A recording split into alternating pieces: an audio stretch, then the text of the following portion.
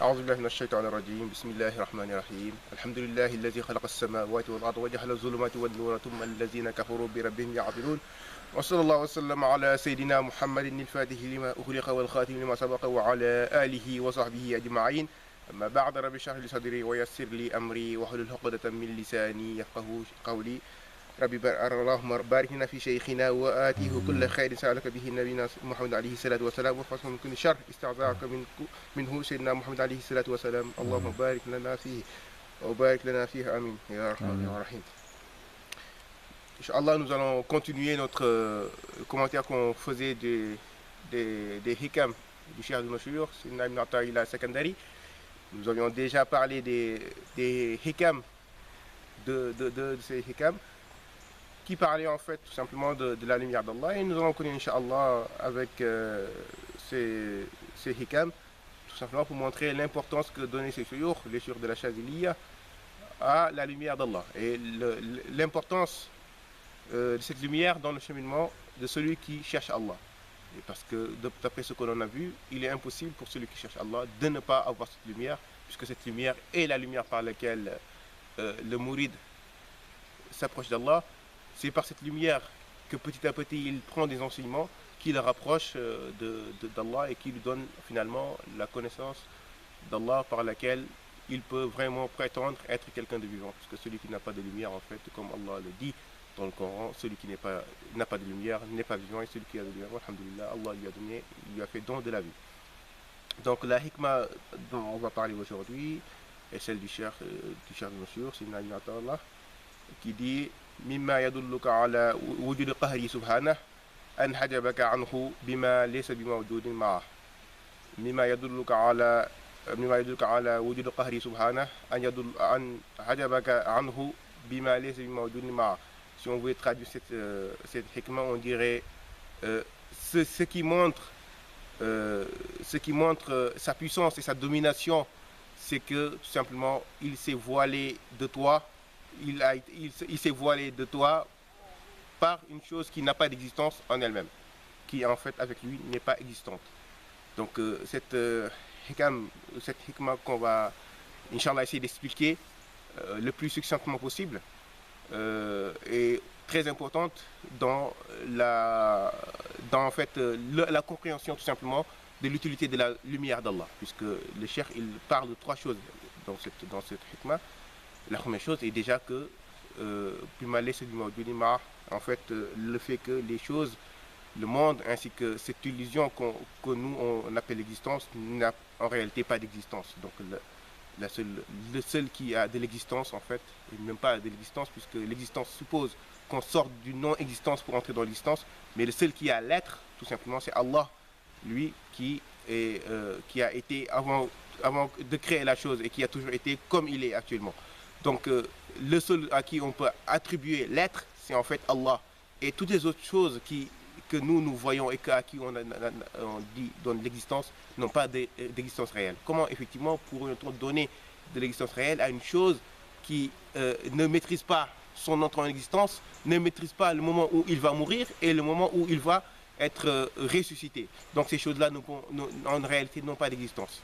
Et même aussi, comment pourrait-on donner de l'existence à une chose qui vient d'une autre chose, puisque comme Sayyidina Ali l'a dit dans une de ses paroles très célèbres, si Allah avait été si Allah en fait n'est pas d'une chose, sinon il ne serait pas existant, puisque le fait de venir d'une chose montre tout simplement qu'on n'a pas d'existence.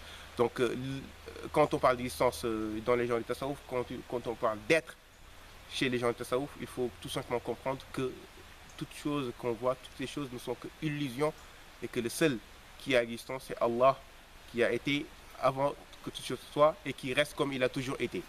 Donc les choses que l'on voit en fait ne sont tout le temps que des illusions. Notre existence elle-même est un wahm, donc une illusion qui ne fait qui n'a d'existence, qui n'existe que par la manifestation d'Allah lui-même. Donc le second point qui est important à aborder dans cette hikmah, c'est le fait tout simplement que le cheikh il dit mimma yadulluka ala kahrihi an hajabaka, donc le fait que an hajabaka anhu, donc le fait qu'il s'est voilé de toi, donc le fait qu'il lui-même s'est voilé toi. Puisque effectivement, Allah, comme il est dit dans le Coran, donc il est plus proche de vous que votre veine jugulaire. Et dans un autre verset, il dit il est avec vous où que vous soyez. Dans un autre verset, il dit où que vous tournez se trouve effectivement le visage d'Allah, si on le traduit comme ça, le wajh d'Allah. Et dans un autre verset, il dit et Allah, ton Seigneur, effectivement, encercle toutes les créatures. Donc tout cela pour montrer que Allah est plus proche de nous que nous-mêmes nous ne le pensons et qu'il est plus proche de nous que nous-mêmes, tout simplement. Et que le fait que nous ne le voyons pas et qu'il s'est voilé de nous par notre propre insouciance, tout simplement. Parce que Allah, celui qui le cherche, effectivement, le trouve plus proche de lui qu'il n'a jamais été. Et c'est par notre insouciance, tout simplement, que nous ne percevons pas Allah dans son être. Et donc, c'est pour cela que les gens du Tasawwuf ont dit il est tellement apparent que dans son apparence, il est devenu caché. Donc Allah est tellement apparent dans tout ce que l'on voit que par cette apparence même, il est devenu caché.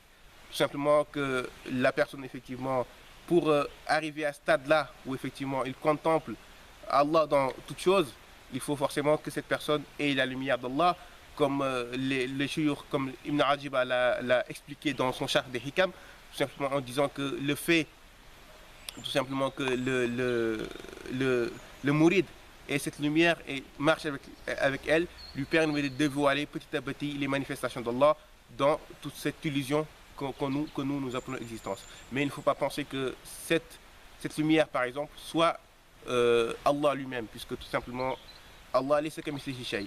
Cette lumière est toujours une indication vers Allah, tout simplement. C'est pas Allah lui-même, puisque même Allah, il dit Allah nour samawati wal ard. Il ne faut pas penser non plus qu'Allah soit une lumière, tout simplement, puisque Allah laysa kamithlihi shay, comme on vient de le dire. Mais Allah, pour arriver à lui, il faut forcément un degré de tashbih.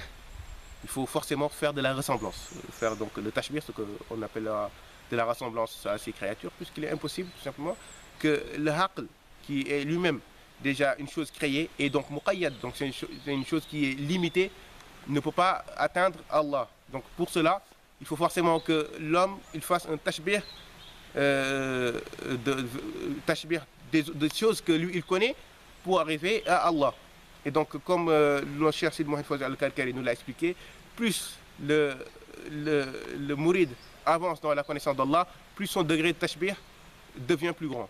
Mais ce degré de tashbih est forcément en rapport avec le degré tout simplement de tanzih que le mourid fera, puisque plus on avance dans le tashbih, en fait plus on sait que Allah laysa kamithlihi shay.